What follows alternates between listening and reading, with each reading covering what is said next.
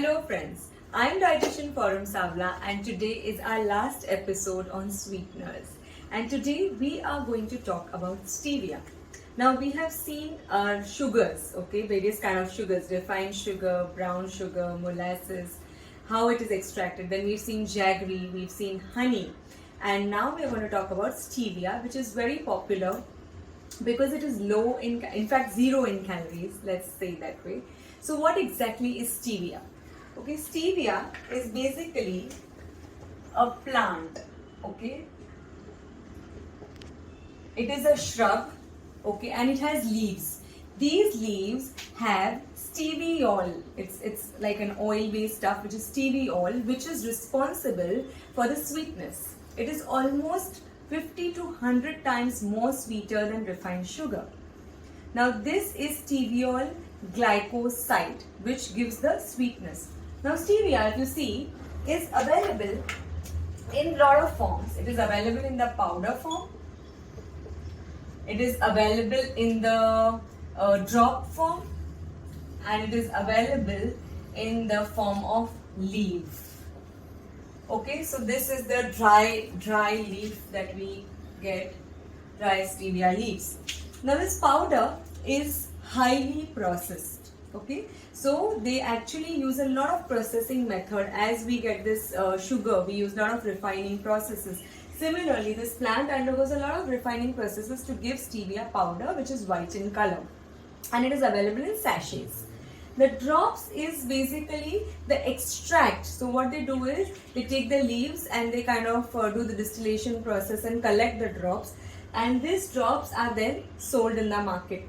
And stevia leaf is actually washed with ethanol and dried up, and it is sold in the market as a sweetener.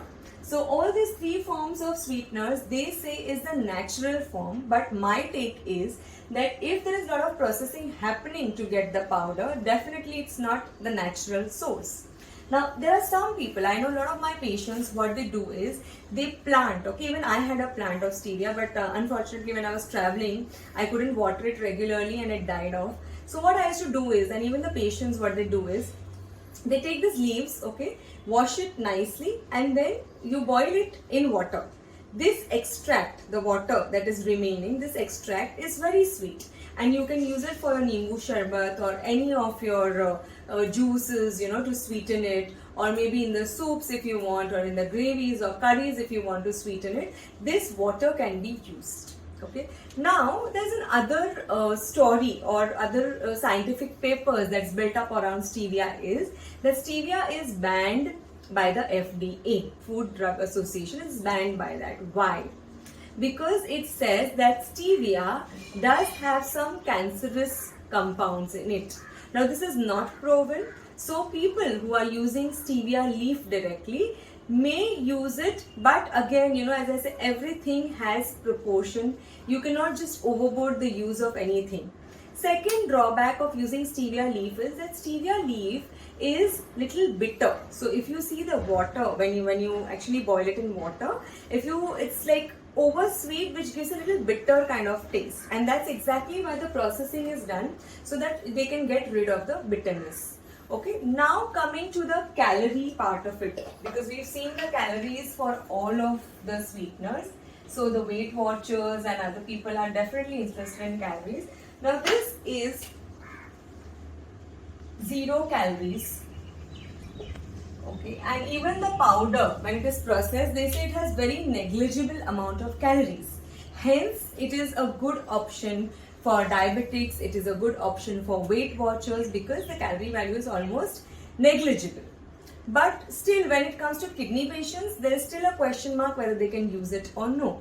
So my take on the entire episode of sweeteners would be that, see, refined sugar you may completely maybe skip, or maybe sportsmen or other people who want instant energy can resort to that for some particular period of time. But when you talk about daily usage, when you talk about the glycemic index, when you talk about the mineral composition, I would resort to a honey or jaggery over any other sweetener. That is my take. Again, people can have various other options that is available in the market. But when you look at the general public, what is available directly to us, we have sugar, we have brown sugar, we have honey, we have jaggery, and we have stevia, which is like readily available to all of us. Again, there are molasses, there are other syrups, there are maple syrup, golden syrup available in the market, but not everybody has a hand to it.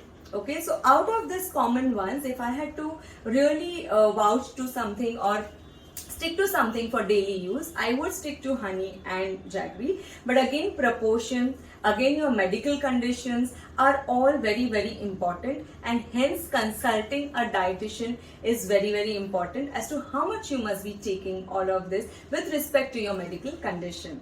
So I hope this series was useful to you. If you have any questions, please put it in the comment section. We read all the comments and we'll try to answer all your questions.